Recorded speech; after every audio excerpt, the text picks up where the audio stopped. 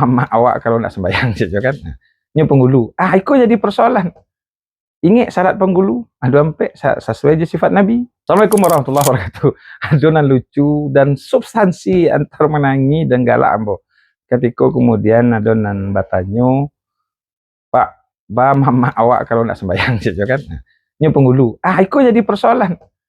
Ingat syarat penghulu. Ada sampai sesuai je sifat Nabi.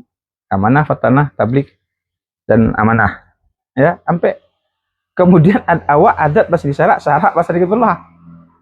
Syarak mengatur, adat memakai. Jadi tidak sebenarnya kalau tegas-tegas gak layak ini menjadi seorang penghulu.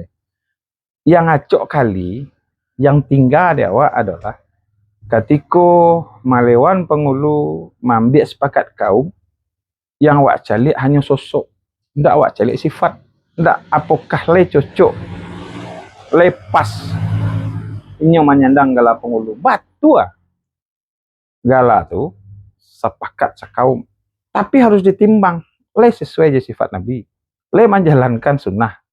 Iko yang ngacok kali sehingga apa ketika nyo jadi penghulu yang sebenarnya inyo yang akan membawa anak kemenakan ke jalan elok.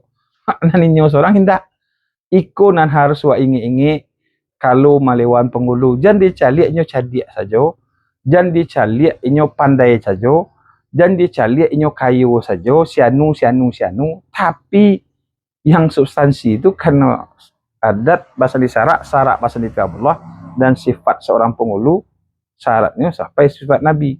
Maka hal itu menjadi penting agar kan hanya jadi penghulu, maka inyo yang mengingat anak kemanakan kalau tinggal ibadahnya.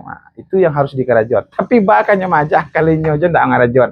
Jadi ada yang mengomentar kalau mode itu harusnya layak galanya di tanggan karena ndak memenuhi syarat jurukun. Assalamualaikum warahmatullahi wabarakatuh. Halah.